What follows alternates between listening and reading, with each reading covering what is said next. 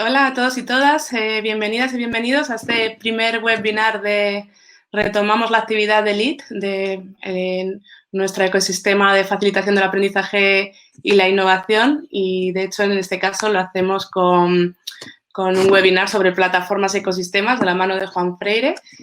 Bueno, me presento, soy Beatriz García, codirectora de Máster y Diplomas de Especialización de LEAD. Antes de comenzar, sí que quería comentaros un poquito qué es LEAD, qué es este ecosistema y esta comunidad que estamos generando en torno a una nueva profesión, que es la facilitación del aprendizaje y la innovación. Arrancamos la segunda edición de nuestro máster en unas semanas, antes de que finalice septiembre, y después arrancamos el diploma de especialización en Chief Learning Officer en noviembre. Y, bueno, pues nuestra intención con esta aventura que pusimos en marcha ya hace más de 2 años y medio con Mondragón Universitatea, con la Facultad de Humanidades y Ciencias de la Educación, era generar una reflexión crítica y proporcionar a los profesionales vinculados a distintos contextos educativos, no solo el aprendizaje en escuelas, sino también en organizaciones, tanto en empresas como organizaciones del tercer sector, a adquirir nuevas herramientas y prácticas para abordar todos los desafíos. Donde hay desafíos y retos, también hay oportunidades que la sociedad está demandando un poco del aprendizaje. Bueno, y la verdad es que todo esto, pues con lo que hemos vivido en los últimos meses y la incertidumbre, nuestro foco estaba en eso, en cómo preparar el aprendizaje como algo estratégico dentro de un entorno cada vez más volátil, más incierto, más complejo, más ambiguo y bueno, pues parece que no vamos por mal camino. De todas maneras, tenéis más información y después del webinar os mandaremos también tanto la presentación del webinar de Juan como información, si queréis recibir más información sobre los programas. Hola, Juan, bienvenido. Hola, Juan y yo nos conocemos, pues yo creo que hace más de 10 años. Unos pocos más. En distintas aventuras de innovación, aprendizaje y creatividad.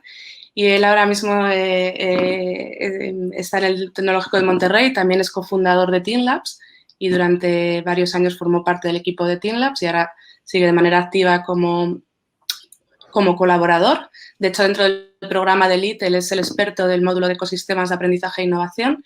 Y, bueno, esto está vinculado también con el trabajo que está desarrollando ahora mismo en el Tecnológico de Monterrey. De hecho, para ti, Juan, creo que son las 10 o las 11 de la mañana. Las 11. Las 11. Y, bueno, pues sin más, muchas gracias por estar aquí y yo me quedo minimizada para lo que necesites. Muchas gracias, Bea. Bueno, un saludo a todos. Estoy viendo que hay algunos amigos, algunos hace años que no los veo, como Rafa, Fernando, que ellos sabrán quiénes son, y otros a los que veo continuamente de un lado y del otro del Atlántico. Y un saludo a todos y un placer poder compartir esta sesión con vosotros. No sabía muy bien, ayer estuve hablando con Bea de cómo organizar la sesión, ¿no? Y siempre tenemos la aspiración de que esto sea un diálogo. Creo que la herramienta no lo permite, pero sí os invitaría a que en el chat lancéis las preguntas que creáis convenientes y yo lo mantengo abierto y podemos rectificar sobre el plan previsto en cualquier momento. Lo que yo os quiero contar es un poco, bueno, os voy a compartir un poco un archivo que es una especie de presentación. No esperéis nada sofisticado, perdón. Bueno, este verde no es selección mía, el verde es este, pero algo ha hecho y nos he colocado este verde. Y lo que os quiero compartir es una reflexión sobre esa idea de ese concepto de plataforma, ecosistema. Y como digo ahí, todo el mundo habla de ellas. Para algunos, como para la institución en la que trabajo, es como aspiracional. Queremos convertirnos en una plataforma. Después descubrimos que lo que queríamos ser es un ecosistema de plataformas. Bueno, detalles. Para otros son la raíz de todo el mal y posiblemente ambos tengan razón, ¿no? Entonces, era una reflexión sobre qué son las plataformas y los ecosistemas y, además, a raíz del módulo que desarrollamos en LEAD, en el que trabajamos precisamente sobre estos conceptos y tratamos con nuestros públicos de diseñar ecosistemas y plataformas, y nos dimos cuenta que son conceptos tan populares y tan flexibles en lo que significan, que se utilizan para prácticamente todo, ¿no? Entonces, también quiero ir a lo básico, ¿no? Y tratar de explicar por qué para mí son importantes y son importantes, y aquí sí la tecnología importa, y a veces pensamos que lo importante no es la tecnología, pero la tecnología sí que condiciona, a veces, manipula y otras veces posibilita. Y este es un caso muy claro de que son formas organizativas que serían imposibles hoy en día si no fueran por la tecnología, y son formas organizativas que desde mi punto de vista lo están transformando absolutamente todo. Entonces, quería empezar precisamente por ahí. Ya os decía, es una presentación muy simple, muy espartana, en la que hay unos textos que me sirven a mí de guión. Podemos compartiros incluso algunas referencias bibliográficas si queremos interesantes al final. Entonces, quería empezar con una sugerencia de un libro bastante espeso y duro, que es este libro, La pila de Stack, de Benjamin Bratton, que es un teórico del diseño, y que elabora una teoría bastante sugerente en el que habla de que estamos en un nuevo paradigma organizativo a nivel planetario. Nos organizamos por capas y en cada una de esas capas interaccionamos, pero a su vez las capas interaccionan entre sí. O sea, ya no nos organizamos según los poderes clásicos, sino según nuevos poderes. Esta idea de las capas la visualizaréis después en algún ejemplo que voy a utilizar. Pero lo importante del discurso de Bratton y de mucha otra gente es que el poder ahora está en el control de los datos, los algoritmos y las infraestructuras. Ese es el nuevo poder.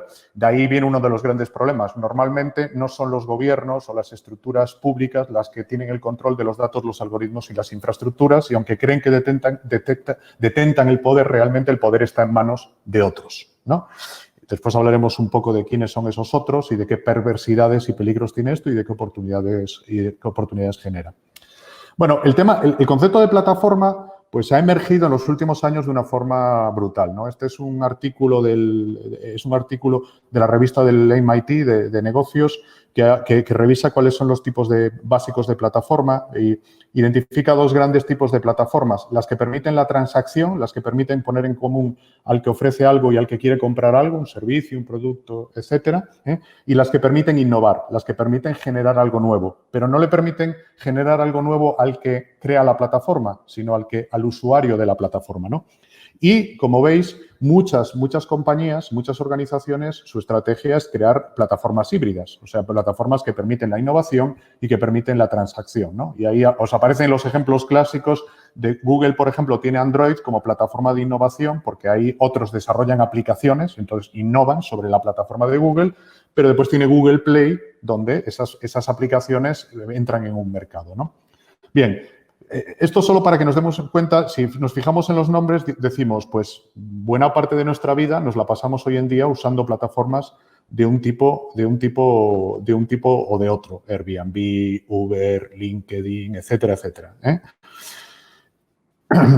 Entonces, demos otro paso atrás, que es un ecosistema, porque dentro del concepto de ecosistema quiero explicar lo que es una plataforma. Bueno, un ecosistema es una estructura organizativa, y perdonad si me pongo como académico, ¿no?, que está basado en el efecto red. Y esto es una idea fundamental, ¿no? Según crece de forma lineal el número de agentes, aumenta exponencialmente el número de interacciones y el valor agregado. Por cierto, en estos meses de pandemias creo que hemos entendido lo que es un crecimiento exponencial. Y un crecimiento exponencial es también lo que han experimentado muchas de esas plataformas, ¿no?, que un año tenían unos pocos miles de usuarios, al siguiente a lo mejor tenían centenares de miles y a lo mejor al siguiente, o incluso antes, hablemos de meses, tenían centenares de millones. ¿Y por qué? Porque se genera un valor y el valor atrae a nuevos usuarios. La segunda idea importante es un ecosistema solo puede funcionar de forma eficiente y a gran escala, solo podemos organizar las interacciones de millones de personas si tenemos infraestructuras digitales. Entonces, no es que un ecosistema necesariamente sea digital, pero es muy difícil imaginar un ecosistema de gran escala, que son los que están transformando nuestra realidad, si no está soportado por una infraestructura digital. A esa infraestructura digital a veces le llamamos plataforma y a veces le llamamos plataforma al ecosistema. Es poco relevante, pero para entender que los dos conceptos están relacionados. Y las infraestructuras nos permiten operar a gran escala y tienen estructuras de control, digamos, más ligeras, en las que parece que no nos controlan, aunque posiblemente sí nos controlan mucho. Hablaremos más después de eso, ¿no? Y un tercer punto que creo que es importante es que hay ecosistemas orgánicos que surgen de forma sin ser diseñados, y hay muchos analógicos y algunos que se están moviendo a digitales y otros que están diseñados y orquestados. Esta palabra orquestado es interesante porque es el nuevo rol que establece el propietario del ecosistema, que no es tanto controlarlo todo como orquestarlo para que por diseño y por una serie de reglas de gobernanza funcione de una determinada manera. Una cuarta idea importante, bueno, hablamos de ecosistemas, una metáfora ecológica, muchos sabéis que yo además soy biólogo, y bueno, tengo muchas veces problemas con las metáforas porque siempre son limitantes, pero creo que aquí es interesante la metáfora, porque en ecología, un ecosistema natural, digamos, se caracteriza porque su productividad, generación de valor, digamos, monetización, lo que queramos, lo que busquemos, y su resiliencia, o sea, la capacidad de resistir impactos y de mantenerse en pie, digamos, y de recuperar su estado original, se incrementan con el tamaño y la diversidad de sus integrantes y de las interacciones entre ellos. Esa misma idea es fundamental. Un ecosistema de innovación o un ecosistema de un marketplace, pero sobre todo un ecosistema de innovación, ¿qué es lo que tiene que promover? Tiene que promover la escala, tiene que promover la diversidad y tiene que promover la interacción. O sea, mejor cuanto más grande, mejor cuanto más diverso, y ese tamaño y esa diversidad solo tienen sentido para la interacción entre agentes diversos, entre personas diversas que crean valor. El valor no lo crea la plataforma en sí misma, sino lo crea la gente que está utilizando la plataforma. En Android, el valor no lo crea Google directamente, sino que el valor lo crean los millones de diseñadores y programadores que están desarrollando aplicaciones y que están generando servicios que después ofrecen a los usuarios sobre esa plataforma. Y el que creó la plataforma, obviamente, se queda con parte de ese valor utilizando distintas estrategias, de las que también posteriormente hablaremos un poquito. Entonces, en un ecosistema, y esto es importante, no es una organización convencional, no es una empresa. Un ecosistema tiene 4 tipos de agentes principales. Tiene el que lo crea, siempre que sea. El que lo crea puede ser una empresa, puede ser una comunidad, pero siempre hay un propietario o un sistema de gobernanza. Os pongo un ejemplo. Wikipedia es un ecosistema, en mi opinión. ¿Quién es el propietario de Wikipedia? Bueno, pues no lo denominaríamos como tal, pero sí hay una estructura de gobernanza y hay personas responsables que asumen el rol un poco, entre comillas, aunque no sea la palabra adecuada para esto, de propietario, ¿no? Son los que lo gestionan, los que lo mantienen y los que crean y los que definen las reglas de juego de las que se dotan todos los que participan, ¿no? Y, como decía, después hay los proveedores, los que generan las ofertas, digamos, los que generan las ofertas de valor, los productores, los consumidores, los distintos agentes están en ese ecosistema. Bueno, sin entrar en mucho detalle en este esquema, tendríamos esos cuatro niveles. Esos 4 niveles a veces proveedor y productor son lo mismo, a veces no, y toman apariencias muy diversas en función del ecosistema. Después hablaremos un poquito de los tipos de ecosistema para que veamos que bajo un mismo modelo organizativo enormemente flexible, ¿no?, y plástico, pues hay ecosistemas que tienen funciones de todo tipo y condición. Y los ecosistemas, al final, y con esto ya casi termino esta introducción, necesitan una serie de infraestructuras. Los entornos digitales, lo que yo antes llamaba plataforma, muchos ecosistemas utilizan entornos físicos. Después presentaré un ejemplo en el que imaginamos que la universidad es un ecosistema que tiene una plataforma digital, pero también una plataforma físico, que hoy en día la llamamos campus. Tiene una serie de herramientas para la participación y la interacción, que pueden ser kits de programación en algunos casos, en otros pueden ser programas educativos, en otros pueden ser herramientas para editar contenidos, etcétera. Y se dotan de un sistema de gobernanza, más o menos visible. Eso en algunos casos parece que no existe, en otros casos es muy claro que en el ecosistema de Apple tengo que cumplir sus reglas y si no me expulsa, y ahí hay todas las semanas prácticamente surgen casos, y hay otros ecosistemas en los que en realidad parece que nadie lo gobierna, pero siempre hay algún tipo de gobernanza, o casi siempre. ¿Por qué son diferentes? Un poco ya lo he explicado, ¿no? Bueno, pues yo creo que la gran diferencia, si lo comparamos con las organizaciones convencionales, ¿cuáles son las organizaciones convencionales? Pues las empresas, los gobiernos, las organizaciones sin ánimo de lucro. Pues lo primero, ellos orquestan los recursos, no controlan los recursos, los ecosistemas. Lo segundo, optimizan la interacción externa y no la interna. Lo que buscan es maximizar esa interacción externa. Y lo tercero, y esto es muy sofisticado y peculiar, se enfocan en el valor para el ecosistema y no solo ni principalmente en el valor para el consumidor. Esto quiere decir que no quiere decir que no atiendan al, entre comillas, consumidor, sino que es parte de su educación, pero lo que están buscando es maximizar el valor para el ecosistema y ese es el criterio básico con el que se gobiernan.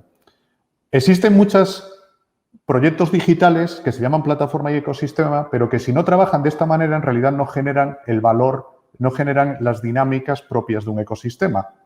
Entonces, hay una moda de llamarle a todo, voy a crear un ecosistema, voy a crear una plataforma. Pero para mí, ecosistemas y plataformas lo son si están diseñados y se operan con estos objetivos. Y en ese sentido, os recomiendo este librito, El capitalismo de plataformas, de Nick Srnicek. Me parece, es un libro de la caja negra, tiene como 120 páginas. Y me parece la mejor síntesis y el mejor análisis de qué es una plataforma. Él habla de plataformas y de ecosistemas. En realidad, es un crítico del modelo, pero hace un diagnóstico para mí fascinante y muy acertado de cómo funcionan. Y él establece que la clave de las plataformas o de los ecosistemas son 4. Y la primera, y fijaros, el orden sí tiene importancia, la primera son los datos, que es lo que casi siempre... Bueno, antes nos olvidábamos de los datos y ahora creo que cada vez somos más conscientes de que los datos sí importan, ¿no? Entonces, las plataformas lo que buscan es extraer, controlar y explotar datos, para bien o para mal. Después hablaremos un poquito de eso. Pero eso es el nuevo petróleo, ¿no? Se habla mucho de que es el nuevo oro, el nuevo petróleo. Es así. Los datos son la moneda de cambio y son el valor con el que se mueve la economía cada vez más. Y las plataformas son una herramienta extraordinaria. Es una herramienta extraordinaria para extraer datos, controlarlos y explotarlos. Ahí tenéis el enlace a caja negra del libro y, por cierto, ese libro también creo que está disponible en PDF de forma libre en Internet. La segunda son que necesita usuarios diversos que interaccionan, que consumen y que producen. Claro, solo con usuarios diversos y con muchos usuarios generamos muchos datos y datos diversos de los que podemos extraer conocimiento. Podemos extraer insights que convertimos en propuestas de valor. Entonces, está asociado una cosa con la otra. El tercero es el que comenté antes. Genera efectos de red. Recordad, el crecimiento exponencial. Recordad que en este caso me refiero a que cuanto aumenta linealmente el número de usuarios, aumenta exponencialmente el valor y al aumentar el valor, aumenta más el número de usuarios porque otros se sienten atraídos y entonces es como algo que te atrapa, que te engancha. Y el cuarto punto es muy, muy importante y tiene que ver con todo lo anterior, es esa idea de las subvenciones cruzadas internas. Que todos lo visualizamos, ¿no? Y es la idea... Muchas veces se dice en Facebook nosotros somos el producto o nuestros datos son el producto. Este autor es crítico con eso, yo también. Lo que explica este autor es que un modelo de plataforma te permite ofrecer servicios gratuitos a los usuarios porque con eso entran en la plataforma y consumen otros servicios. Y algunos de ellos ya no son gratuitos, bien sea ellos o bien sean de terceros, ¿no? Entonces, si os fijáis, estos 4 elementos cuando los unes, cuando los ves en conjunto, explican la potencia de ese concepto de plataforma y explican por qué hoy en día todo lo que hacemos lo hacemos en plataformas y cómo en los últimos 10 años hemos pasado de vivir en un entorno en el que teníamos gobiernos tradicionales, empresas tradicionales y ONGs tradicionales con las que interaccionábamos y resolvíamos nuestras necesidades y creábamos valor a la sociedad y ahora cada vez más vivimos en un mundo en el que, resolvemos nuestras necesidades y creamos valor con empresas convertidas en plataformas, con organizaciones cívicas convertidas en plataformas y ojalá con gobiernos convertidos en plataformas, aunque creo que ahí es donde vamos muy retrasados y esa es gran parte del problema al que nos enfrentamos hoy en día. ¿Qué hacen las plataformas? Bueno, pues este autor, de nuevo, plantea 5 tipos de plataformas y me gustó mucho la forma que tiene de organizarlos, ¿no? Entonces os lo comparto aquí para que veáis que son ubicuas, están en todas partes. Las primeras serían las plataformas que hacen publicidad. Fijaros que las identifica realmente por dónde generan valor para ellos mismos, ¿no? Entonces, Facebook y Google, al final, lo que consiguen es dinero a través de la publicidad. No voy a entrar ahí porque ya todos sabemos cómo funcionan. Hay plataformas que lo que te dan es una infraestructura digital, una infraestructura para crear otros servicios digitales, posiblemente otras plataformas. Entonces, ahí tenemos Amazon, tenemos Microsoft a través de Azure, tenemos Google, tenemos IBM, etcétera. Son plataformas que fijaros, son plataformas que están debajo de plataformas. Casi todas las plataformas en el mundo corren en nubes que son de Amazon, etcétera, etcétera. Entonces, son muy invisibles, pero son muy, muy importantes, porque es la infraestructura. Podríamos decir que es la infraestructura al final que permite que el mundo funcione, el mundo digital en el que vivimos. Y hay plataformas industriales, posiblemente las más desconocidas, salvo para los que se dedican a eso, y las dos quizás más importantes son las de Siemens y las de General Electric. Y entonces, estas plataformas, ¿qué es lo que hacen? Generan todas las infraestructuras digitales de fabricación, etcétera, para que operadores industriales desarrollen sus proyectos, sus productos, etcétera, etcétera, etcétera. Y esto también es una revolución. O sea, grandes industrias hoy en día se soportan sobre infraestructuras que son plataformas, no solo las de la nube, sino estas otras que os comento. Y un cuarto tipo, que me parece que es la más importante, son las plataformas de productos. Y ahí os pongo 2 ejemplos muy típicos, que son Spotify o Netflix, pero, por ejemplo, las plataformas educativas, que son las que a mí más me interesan, entrarían en esta categoría.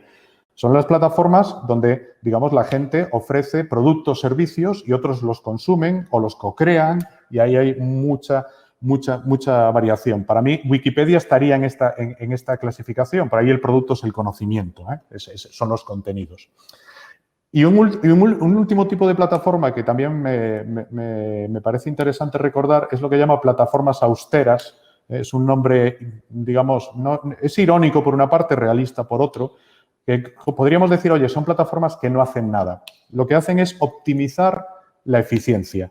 Es abaratar todos los costes, es eficientar digamos, el mercado, digamos, la interacción entre el que busca algo y el que ofrece algo, y lo hace reduciendo mucho el coste y quedándose con una parte del beneficio. Entonces, podríamos decir que son de productos, pero en realidad el producto no está ahí. Airbnb, como siempre dice, Airbnb no tiene hoteles, Uber no tiene taxis. Bueno, pues sabéis el conflicto que genera este tema, por cierto, pero bueno, y me parece muy sugerente la idea de que esas son, llama plataformas austeras. Ya veis que el nombre no es muy explícito, pero esconde una crítica profunda a este modelo del que después hablaremos, porque lo que hace es, digamos, de alguna manera empobrecer a buena parte del ecosistema que participa en la plataforma o destruir alternativas que podrían suceder fuera de las plataformas, que es otro grave problema que tenemos. Estamos lanzando compilamos algunas preguntas que son para que reflexionéis o contestéis o comentéis mientras yo os estoy contando estas cosas y después quizás sea material para la conversación. En todo esto, y voy aquí a ser muy breve, todo esto no tiene sentido, o sea, el sentido profundo de todo este modelo son los datos y la inteligencia artificial. Es lo que nadie ve, pero es lo más importante. Yo diría casi, mirando al futuro, es lo único importante.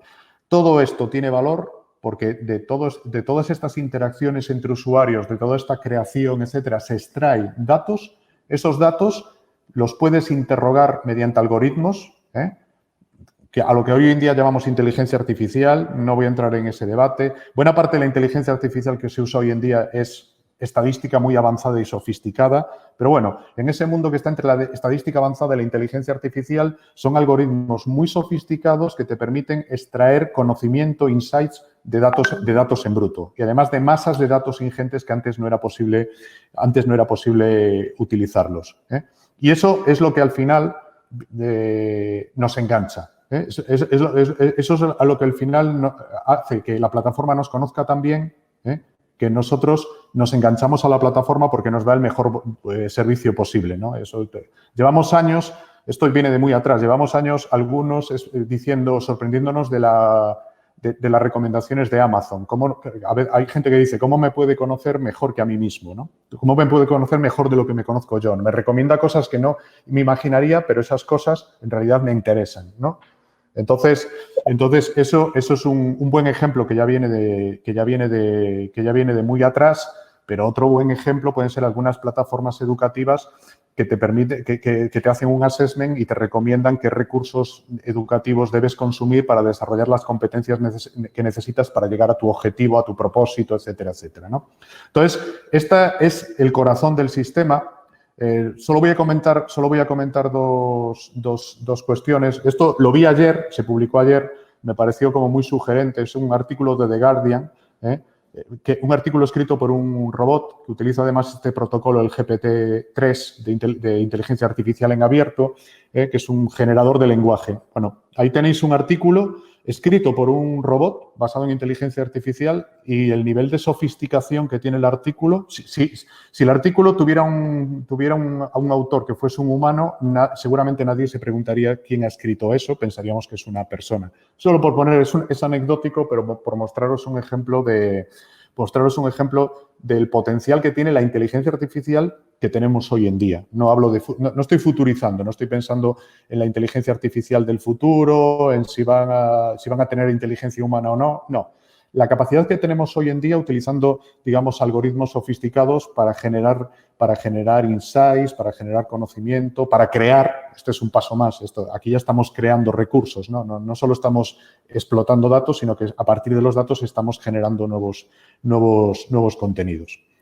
Y esto me lleva a mí a pensar a que en realidad las plataformas tienen un modelo que yo lo llamo el modelo de 3 capas, que es una forma internamente en la institución en la que trabajo de explicar cómo tenemos que evolucionar. Normalmente las organizaciones tradicionales funcionan por áreas, por departamentos, que tratamos de luchar para que no funcionen como silos, para que trabajen de forma transversal, en equipo, etcétera, etcétera. Eso está bien, y eso es lo que hay que hacer, pero es muy limitante. Y creo que hoy en día todas las organizaciones, y cuando digo todas me refiero, por ejemplo, a una universidad, debe empezar a reinventarse y debe empezar a pensar si no tendría que funcionar por 3 capas. Recordad las capas de Stack de Benjamin Bratton. Bueno, pues yo creo que hoy en día hay 3 capas básicas y 3 que son el front-end, la experiencia, lo de aprendizaje es la experiencia de usuario. Esto estaba preparado pensando en una plataforma educativa. La capa intermedia es la de la gestión, la que busca la eficiencia. La capa superior busca la mejor experiencia posible, ¿no?, para el usuario. La intermedia busca una gestión lo más eficiente posible. Eso es lo que le llamamos el backend. Pero hay una nueva capa que normalmente las organizaciones no tienen, que es la capa que tiene las capacidades de datos e inteligencia artificial, que es el núcleo, es el corazón de todo el sistema y es lo que debería ser el motor que hiciese funcionar las otras partes del sistema. Solo comentar esos detalles sobre el tema de datos e inteligencia artificial porque me parece esencial para entender por qué las plataformas están transformando nuestra realidad. 2 reflexiones que me parecen todo esto, qué trae de bueno, qué trae de malo. Entonces, algunas reflexiones. ¿Por qué las plataformas son un peligro? ¿Cuál es el lado oscuro de las plataformas? Bueno, pues para mí hay cuatro caras oscuras de las plataformas. Unas están relacionadas con otras. No tienen ningún orden, pero hay que entender las 4 integradas, ¿no? La primera es que esa lógica del efecto de red genera una tendencia natural al oligopolio y sobre todo al monopolio. O sea, si Google es el mejor buscador, todos vamos a buscar en Google, los datos que generamos van a hacer que Google sea aún mejor buscador. Resultado, posiblemente nadie va a usar otro buscador porque el mejor es Google. Esa lógica tan simple es resultado del efecto red. Ya sé que el mundo no es tan sencillo, pero básicamente podríamos pensar que funciona así. ¿Por qué es malo? ¿Por qué es malo que haya monopolios? Bueno, pues porque el poder, el control, que decía al principio, está en unas solas manos. Muchas veces son unas manos que además no tienen transparencia, no tienen visibilidad pública, empresas, etcétera, etcétera, y esto, bueno, abre el camino digamos, a explotar, digamos, esa oportunidad, ¿no? Basada en el monopolio, en el oligopolio. Lo segundo, la sofisticación del sistema de datos y de algoritmos permite manipular nuestros comportamientos. Bueno, y aquí no voy a poner ejemplos, pero las campañas políticas son muy claras. Creo que ahora perdimos ya la inocencia, creíamos que nuestros comportamientos en las plataformas digitales eran fruto de nuestra voluntad, de nuestro deseo, y nos damos cuenta que, digamos, que son como os decía antes, son como espirales donde entramos y nos va atrapando y seguimos pensando que somos libres, pero en realidad nuestras decisiones están basadas en el contexto en el que nos movemos, que es un contexto que está diseñado para que tomemos esas decisiones, ¿no? En ese sentido, Huxley tenía razón y vivimos en un mundo feliz y no Orwell, ¿no? Porque la visión distópica del futuro se parece más a la de Huxley, en la que aparentemente somos libres pero estamos controlados, y no a la de Orwell, ¿no? En la que era el control se visualizaba como el mal, ¿no? Era evidente.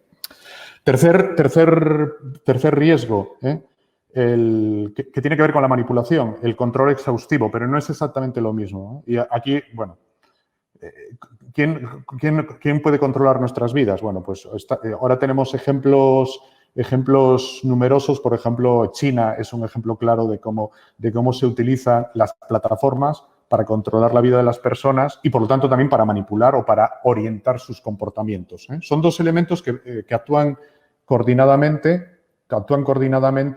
pero que son diferentes entre sí, ¿no? Entonces, esa posibilidad de control, que además, fijaros que se ha abierto un debate súper interesante, fruto de la pandemia, de cuál es el límite del control y cuál es el límite de la libertad, ¿no? Y ha surgido esa confrontación entre la lógica europea y la lógica asiática de cuánto control permitimos o no permitimos en nuestras vidas, aunque es cierto que en Europa creemos que no permitimos el control, pero sí lo permitimos por medios digitales. Y un último punto que me parece muy importante son que muchos de los algoritmos los diseñan personas, y tienen sesgos, y ya no digo que sean deliberados, son sesgos que están implícitos en el algoritmo. Entonces, hay algoritmos para detectar, por ejemplo, la peligrosidad o el potencial de delincuencia de una persona, que utilizan, por ejemplo, cuerpos policiales y que por defecto tienen un sesgo racial, ¿no? Y ciertos colores de piel pues son clasificados como más peligrosos que otros, o mujeres respecto a hombres, etcétera. Creo que estos cuatro elementos todos los conocemos. Si leemos las noticias diariamente, leemos noticias que se relacionan con estos cuatro riesgos. La otra cara es, digamos, lo valioso de las plataformas. Y claro, es como el yin y el yang, ¿no? Y lo que quiero dibujar es este mundo incierto en el que hacia dónde vamos. Después lo podemos discutir, ¿no? ¿Por qué son valiosas las plataformas a pesar de todo lo anterior? Bueno, pues por alguna razón todos las utilizamos y las utilizamos muchos, ¿no? Primero, porque impulsan procesos de colaboración abierta, ¿eh? También pueden ser manipulados, olvidémonos de lo anterior, pero pensemos que el que orquesta una plataforma tiene un interés genuino en que esto suceda, lo que pongo aquí, ¿no? Entonces, permiten impulsar procesos de colaboración abierta. Por eso Wikipedia es un recurso tan maravilloso, lleno de limitaciones, también de sesgos, etcétera, etcétera, pero que es como el recurso que todos utilizamos sabiendo exactamente lo que es y el valor que tiene, ¿no? Segundo, porque favorece la diversidad y la inclusión. Fijaros que es lo contrario de lo que decía antes, los sesgos raciales, los sesgos de género, pero al mismo tiempo en las plataformas diversidad de personas pueden participar, y pueden participar en un pie de igualdad mayor que en otros contextos. Tercero, porque generan un potencial de innovación mucho mayor que otros modelos. ¿Por qué? Precisamente por la diversidad, por la inclusión, por la apertura. Entonces, digamos, eso unido a la eficiencia, porque cuando tienes mucha diversidad y mucha apertura, el problema es cómo gobernar eso. Pero la infraestructura digital aquí te permite gobernarlo. Entonces, generan innovación continua, yo lo llamo continua y distribuida, pero al final generan mucha más innovación de la que generaría un modelo cerrado, un modelo que no sea de plataforma. Y el último punto que me parece importante es que pueden establecer modelos de negocio que sean cooperativos y más justos para todas las partes. También pueden establecer modelos de negocios mucho más injustos, y de eso hablamos antes, pero también tienen esta oportunidad. Ahí está el gran debate, oye, Uber, Airbnb, ¿son más justos o son menos justos? Hay gente que son usuarios que defienden, oye, esto me ofrece una oportunidad. Otros dicen, no, está matando otros sectores. Pero igual que tienes Airbnb, surgen modelos como Fairbnb, que es una iniciativa que imita Airbnb, pero con un modelo totalmente cooperativo, por poneros un ejemplo. Si comparamos el yin y el yang, creo que en estos momentos, esto es como un péndulo, y en estos momentos estamos viendo todo el lado oscuro de las plataformas. Creo que vivimos durante mucho tiempo en lo valioso, ahora estamos descubriendo el lado oscuro de las plataformas y creo que colectivamente tenemos que tomar la decisión de que no podemos obviar que este es un modelo organizativo que está aquí para quedarse, que es muy difícil de revertirlo, y tenemos que buscar cómo intervenir para que, digamos, genere estos resultados a todos los niveles. Y, por ejemplo, yo aquí haría una reflexión sobre lo importante es que los gobiernos de todo tipo y condición entiendan ya cómo funciona el mundo y el gobierno funcione como una infraestructura para que se puedan desarrollar ecosistemas y plataformas que impulsen la colaboración, la diversidad, la innovación, la cooperación y la justicia, digamos, en la remuneración y, por lo tanto, reviertan esta parte oscura. Os quería contar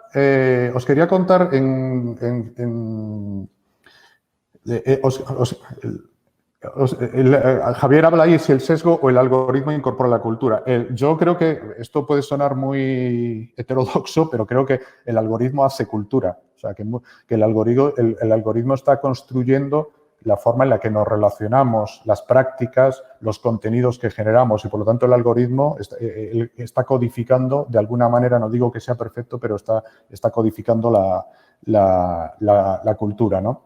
Quería terminar lo que os estoy contando con una aplicación práctica muy incipiente al mundo educativo y aquí voy a hablar de mi experiencia personal en los últimos 3 años y especialmente en los últimos meses. Nosotros, como muchos sabéis, trabajo ahora en México en una institución que se llama Tecnológico de Monterrey, que tiene 2 universidades, Tecnológico de Monterrey y Tec Milenio. No voy a entrar ahora en el detalle, tampoco creo que sea lo más relevante, pero que son instituciones que creo que siempre han tratado de ser muy innovadoras y que han entendido en su reflexión estratégica que de cara al futuro, el futuro era el 2030, ahora el futuro es el 2025 y algunos pensamos que es el 2022 o el 2023, tenemos que evolucionar hacia ecosistema y plataforma. O sea, y eso es un cambio de paradigma absolutamente radical. Las universidades normalmente son estructuras cerradas, son estructuras cerradas en las que optimizan la interacción interna, no la interacción externa. Le cuesta mucho establecer alianzas, sobre todo con los que son diferentes. No tienen una cultura de datos y de generar mejora e innovación a través de los datos. O sea, las universidades, como muchas otras organizaciones, son el paradigma de lo que no es un ecosistema y una plataforma. Pero al mismo tiempo, muchas organizaciones que no son académicas están creando propuestas de aprendizaje y educativas con el paradigma del ecosistema y plataforma.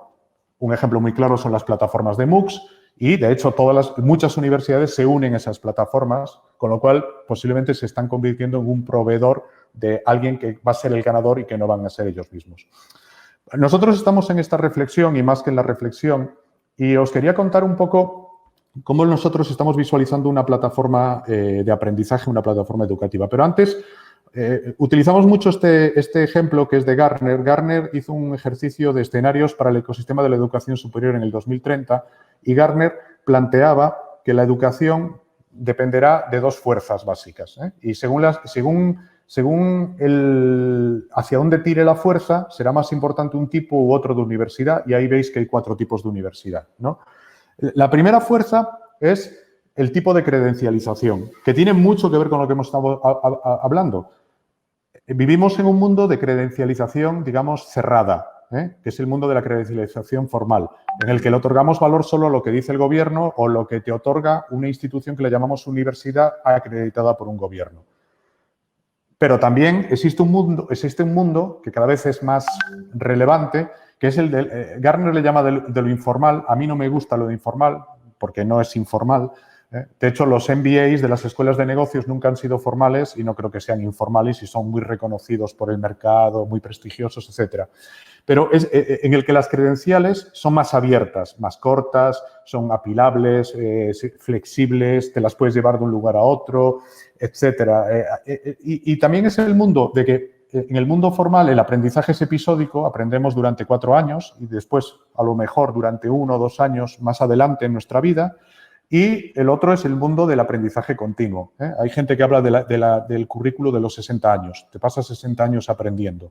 Igual se quedan cortos, yo creo que vas a aprender durante más tiempo, ¿no?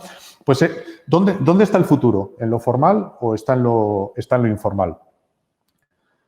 Y la otra fuerza es la fuerza de la inteligencia artificial, si queréis, la fuerza de la tecnología. Estas son palabras de Gartner, no son palabras mías, es una traducción del esquema de Gartner. Y entonces, para Gartner, hay 2 formas de entender el impacto de la inteligencia artificial. Un primer impacto es incremental. Oye, pues sí, la inteligencia artificial es muy importante, pero todo esto cambia de forma gradual, poquito a poco, con lo cual podemos seguir aprendiendo de manera episódica. El impacto podría ser disruptivo, en el que la inteligencia artificial transforma radicalmente y la tecnología transforma radicalmente digamos, el paradigma de la fuerza de trabajo. Fijaros que hay estudios del Foro Económico Mundial que dicen que a día de hoy en los distintos sectores industriales, económicos, etcétera, y en distintos países, los skills, las habilidades esenciales para un trabajo se convierten en obsoletas, en un plazo de 5 años se convierten en obsoletas entre un 30 y un 40%. Pensando esto en términos de lo que es una universidad convencional. Yo entro hoy en una carrera que más o menos ya está definida por completo y salgo al cabo de 5 años o de 4 años y resulta que el 40% de lo que he aprendido ya no tiene ninguna utilidad. Y me falta por aprender un 40% que ha emergido y que no estaba en mi plan de estudios. Entonces, ¿dónde nos situamos? ¿En lo incremental o en lo disruptivo? Según donde nos situemos, pues aparecen 4 tipos de universidades. Las 2 de abajo son las de presente y las 2 de arriba son las del futuro. No voy a entrar en ese detalle, pero yo creo que cada vez va a ser más importante, no digo que va a ser la única, va a ser más importante un modelo de universidad que Gartner le llama tu propia universidad. Extremadamente ágil y flexible, todo está modularizado y por lo tanto tú casi aprendes lo que quieres, al ritmo que quieres, cómo quieres, dónde quieres, etcétera, etcétera. Esa es la utopía a la que nos movemos y es la utopía que parece que las plataformas y los ecosistemas nos permitirían hacer realidad en gran medida. Por supuesto, es una utopía que requiere de una infraestructura digital, de una serie de plataformas que son las que operen, las que permitan operar de forma eficiente ese sistema sin que sea enormemente costoso. Con esa visión, nosotros estamos trabajando en una de las 2 universidades estamos trabajando en cómo evolucionamos hacia futuro, hacia un modelo de ese tipo. Y os voy a comentar como 2 o 3 ideas básicas con las que estamos trabajando. Primero, demos un paso atrás y pensemos, ¿cuál es nuestra propuesta de valor? O sea, ¿por qué alguien querría aprender con nosotros? Para nosotros y en nuestro modelo, nuestra propuesta de valor tiene 3 piezas que no se pueden entender una separada de la otra. La primera, que seamos capaces de identificar las necesidades de una persona o de una empresa. Cosa que ahora yo creo que nadie es capaz de hacerlo, salvo por consultoría manual. Y eso es enormemente costoso.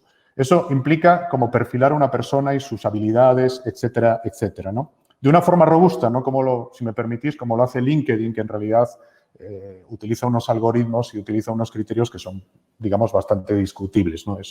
Alguien hace poco decía que es el spam del aprendizaje, ¿no?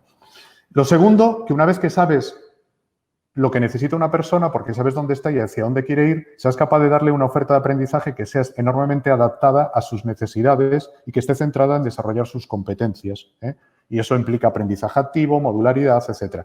Y lo tercero, en ese mundo digital, ¿cuál es el gran problema? El problema es tomar decisiones. El problema es cómo navegar la complejidad. Los campus y las universidades tienen una gran ventaja, que una vez que entro y decido que voy a estudiar psicología, tengo mi vida prácticamente decidida, para bien y para mal, durante 4 años. Poco margen de mejora me queda. Estoy exagerando, pero es así. ¿Cuál es el problema de un entorno de plataforma y de ecosistema? Que las posibilidades de toma de decisiones son enormes y además el futuro al que me enfrento es enormemente complejo. En ese mundo es cada vez más importante la idea del acompañamiento, la idea de que alguien o algo, porque yo creo que va a ser una mezcla de un algoritmo y personas, te ayuden a tomar decisiones. Por eso yo creo que los profesores cada vez van a ser más importantes, no van a desaparecer. No sé si le vamos a llamar profesores, le vamos a llamar mentores, le vamos a llamar entrenadores, como les llama Team Labs, le vamos coaches, hay muchas terminologías, pero el mundo del acompañamiento, eso es como lo llamamos nosotros, o el mundo del entrenamiento que le llama Team Labs, creo que tiene cada vez un valor más importante. Con eso que nosotros pretendemos servir a 3 públicos y ahí aparecen, no voy a entrar, pero hacer eso efectivo y poder ofrecerlo con calidad y a una escala muy grande implica lo que llamamos un ecosistema abierto de plataformas de aprendizaje. Y esta es la imagen que os quería compartir. Para nosotros, a nivel de infraestructura digital, y ahí veis las 3 grandes capas que os decía antes, un proceso de aprendizaje efectivo requiere de todas esas funcionalidades. Y esas funcionalidades para nosotros son capas. Ojo, esto es como lo vemos nosotros. El usuario no tiene que ver capas, tiene que tener una experiencia sin costuras, una experiencia continua, independientemente del canal en el que esté, del dispositivo que esté utilizando, de si está en un campus o está delante de una pantalla, etcétera.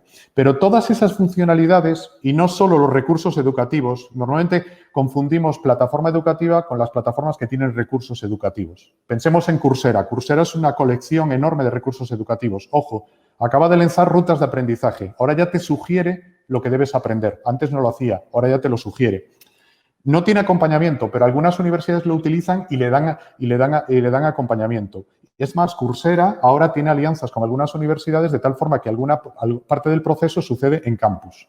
Y ahí os pongo algunos ejemplos. En nuestro caso, el corazón del sistema son los recursos y las competencias a desarrollar.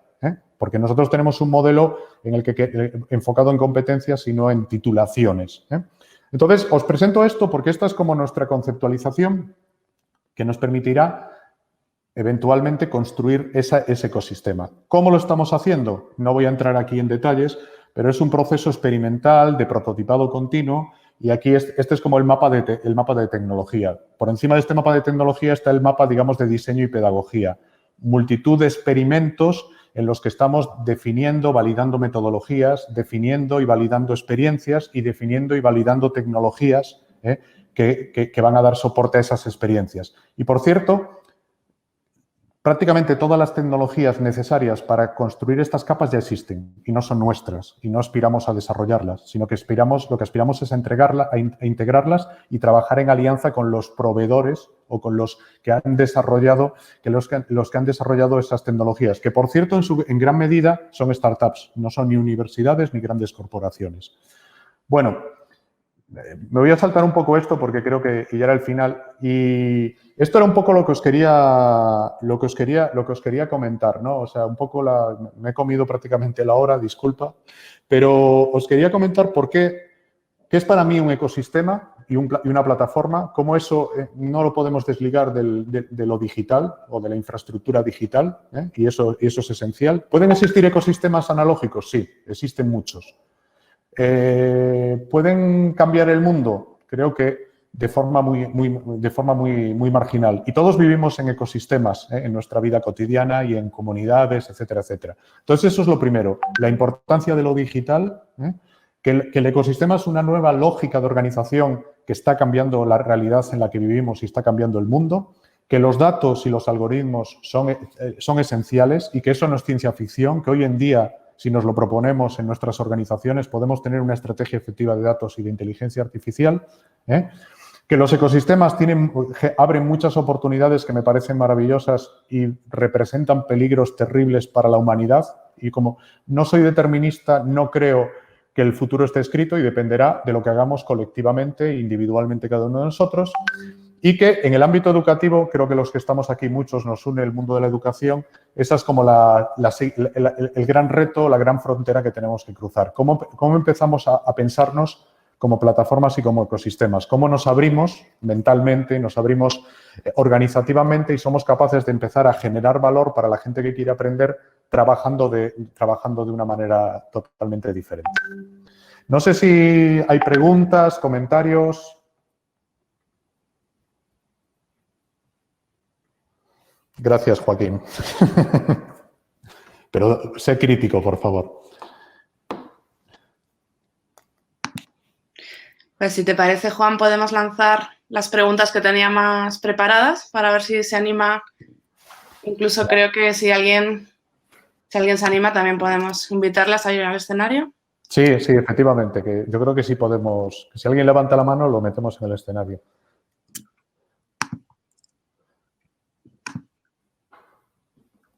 Y quizá esta otra pregunta. Teníamos unas preguntas que a veces le llamamos detonadoras, pero que las lanzamos al final, cuando ya no hay... cuando ya todo se detonó. Bueno, por compartir también las encuestas, no sé si las habéis... ha habido pocas respuestas, pero bueno, la mayoría de las personas que estáis aquí pensáis que estamos subvalorando el impacto de la inteligencia artificial, o sea, el 80%, más del 80% ahora que hay. Y en cuanto al qué opináis de la fuerza creciente de los modelos de ecosistema o de plataforma, pues el 0% piensa que se debe a una moda. A mí personalmente me ha sorprendido y el 80% pensáis que a la tecnología y el 20% del restante a otros motivos. Si alguno de esos otros motivos quiere comentarlo en el chat.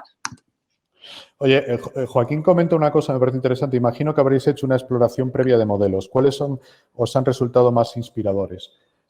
Buena pregunta, sí. Hemos hecho aquí, espero que no esté nadie del TEC, no hay nada que nos guste más en el TEC que hacer investigación y benchmark de todos los modelos. Y al final, cuando acabamos con todos los insights, decimos, ¿y ahora qué hacemos con tanta información y tantas cosas maravillosas, ¿no? Entonces, esto es un poco como ironía. Entonces, mira, los modelos más inspiradores, hay muchos modelos en educación que son interesantes y además están mejorando mucho. Por ejemplo, Coursera, que siempre se pone como el paradigma de plataforma, pues me parece muy bueno, pero también limitados. Al final es un repositorio, si me permitís así una palabra un poco viejuno, de recursos de aprendizaje, lo cual es increíble, ¿no? Pero fíjate, Coursera está muy inteligentemente evolucionando y está incorporando funcionalidades que antes no tenía y que comenté. O sea que creo que muchas plataformas educativas están mejorando muy rápidamente. Otras plataformas se están apalancando en necesidades de aprendizaje, digamos, muy populares y muy necesarias hoy en día y que las universidades no atienden bien, ¿no? Entonces hay temas de management, temas de tecnología, bueno, pues muchas plataformas de coding, por ejemplo, que funcionan como plataforma y ahí hay... antes se comentaron algunas, pero bueno, son innumerables. Entonces, se están apalancando en ciertas necesidades, en una oportunidad, en una brecha que deja el sistema educativo. Lo que pasa es que el sistema educativo cada vez deja brechas más grandes. Pero creo que los ejemplos más interesantes son los que están fuera, son los servicios digitales no educativos. O sea, y como referencias, pues no os voy a descubrir nada nuevo. Nos guste más o menos, nos parezca más o menos perverso, pues la lógica de experiencia y de servicio que ofrece, por ejemplo, Uber, por poneros un ejemplo, pues para mí es una buena referencia. Algo que hemos descubierto últimamente, nos hemos dedicado a investigar el mercado chino, todo lo que está pasando en China. Y es impresionante los tipos de plataformas, el impacto que tienen, claro, apoyadas en el gobierno, por supuesto, también ahí el lado oscuro es muy interesante, pero que están generando un universo de plataformas que además es un universo paralelo al del mundo occidental, ¿eh? Y además, un aprendizaje muy interesante, cómo plataformas aparentemente tan instrumentales y de nicho como pueden ser inicialmente Alibaba o como puede ser WeChat o como puede ser incluso TikTok, van creciendo en el tipo de servicios que ofrecen. Es un poco la lógica Amazon. Amazon vendía libros, los sigue vendiendo, pero hoy en día Amazon no es un sitio que venda libros. Vende absolutamente de todo, genera absolutamente todo tipo de experiencias digitales, ¿no? Entonces, esos son algunos insights. Manuel. 4 preguntas, te quedan 4 minutos. Un minuto por pregunta. Bueno, el mindset para abordar la perspectiva de ecosistema y red, pues primero entender en profundidad cómo funcionan, o sea, entender en profundidad sobre todo la lógica de los datos y la inteligencia artificial, que no es obvia, tenemos que estudiar para entenderlo. Y después creo que el mindset que estamos nosotros aplicando es un mindset experimental, de prototipado continuo. Nosotros decimos mucho, por ejemplo, que en educación nos estamos moviendo del diseño instruccional al diseño de servicios, que es el diseño de servicios educativos, porque creemos que la lógica del diseño de servicios es muy, muy importante, ¿no? Después, el mindset en el que el diseño, la educación y la tecnología trabajan juntos. Somos un solo equipo, no somos 3 equipos o 2 equipos que se transfieren resultados y en los que además buscamos que normalmente una misma persona tenga conocimiento de al menos 2 de esos ámbitos, ¿no? Entonces, esos son algunos cambios, yo digo, el cambio en el expertise, en la forma de trabajar, etcétera. Iván, ¿consideras que esto aplica también para niños? Este esquema que propones para adulto, joven o viejo, pero que hay de los niños. Creo que en parte sí aplica. Es cierto que en los niños esto se ha discutido mucho, yo estoy de acuerdo. El tema de la presencialidad, de lo relacional es mucho más, de lo relacional en sentido analógico es mucho más relevante y me alegro de que sea así, pero al final los niños tampoco están ajenos a este mundo y además, digamos, es un proceso gradual. Yo, sin tener mucha información, sí que soy partidario de una niñez analógica que progresivamente se va digitalizando. Raúl, ¿no crees que muchas veces es el mercado de trabajo el que regula la inserción y no las titulaciones? En ese sentido, el modelo de competencias es mucho más flexible. Sí, totalmente. Esa es nuestra conclusión. Nuestra conclusión es que el mercado cada vez más... Mira, vengo de una reunión con el equipo directivo del TEC donde decíamos, tenemos que seguir educando a las empresas en México porque las empresas aún siguen siendo tradicionales y aún siguen buscando la titulación. Pero yo creo que eso es un mundo que se va acabando y en muchos sectores, incluso en México, que estoy de acuerdo que puede ser un sector más tradicional, el empresarial, ya no buscan titulaciones. Javier, si el conocimiento no está en los contenidos, sino en el cerebro de las personas, ¿se podría actuar en modo transaccional entre el que aprende y el que conoce? Entiendo que sí, aunque el conocimiento yo creo que también está, o sea, el conocimiento, no me voy a poner profundo, pero yo creo que el conocimiento sí necesita contenidos o necesita recursos sobre los que operan el cerebro de las personas. Sí, pero creo que el conocimiento, que era como el corazón de la educación en el pasado, se ha convertido en algo muy transaccional y casi en una commodity. O sea, yo ya no necesito un profesor ni un campus para que alguien me transfiera conocimiento. Pero, ojo, necesito un profesor y necesito un campus muchas veces para tener un aprendizaje realmente significativo.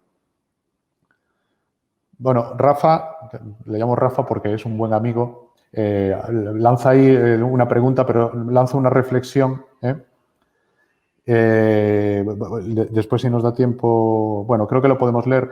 Veo el rol y potencia de este tipo de ecosistemas, pero no puedo dejar de pensar en, por ejemplo, el dinero como una tecnología habilitadora de todo un sistema distribuido, en gran medida pervertido, en el momento que se hace. ¿No serían ecosistemas en torno a plataformas de este tipo, organización, totalmente necesarios para evitar ese mundo feliz? Sí, estoy totalmente de acuerdo. Efectivamente, aquí yo he sido muy deliberadamente hablado porque mi experiencia con el módulo que tuvimos en LEAD es que la gente visualizaba mucho las partes, digamos, más subjetivas, más de comunidad, etcétera, etcétera, de los ecosistemas. Y ahí hice el papel casi de destroyer y de decir, oye, chicos, lo siento, pero sin tecnología nada de esto tiene sentido. Y por eso he tenido un enfoque muy, muy orientado a lo tecnológico. Pero creo que todo esto lo tenemos que revisar y lo tenemos que